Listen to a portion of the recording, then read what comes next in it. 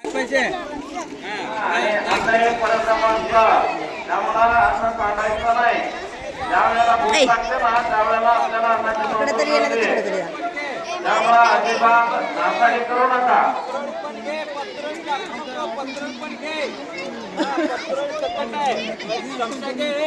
नको चमचा मग हे कसं खाणार खीर कशाने खीर कशी खाणार खीर खात नाही मग तू दोन टेकडं खीर खात नाही दोन टेकडं चल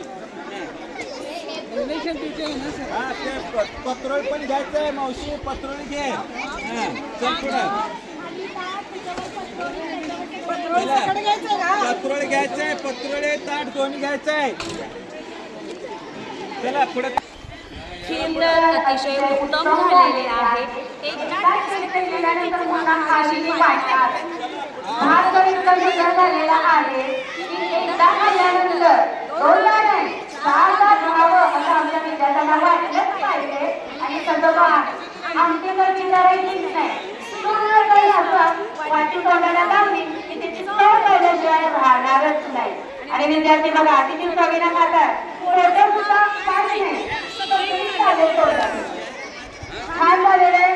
उत्तम असं नियोजन केलेलं आहे. आणि ज्यांनी नियोजन केले ज्यांनी बनवले त्या सगळ्यांचं कौतुक आहे आणि आभार एवढं छान चविष्ट रुचकर जेवण दिल्याबद्दल.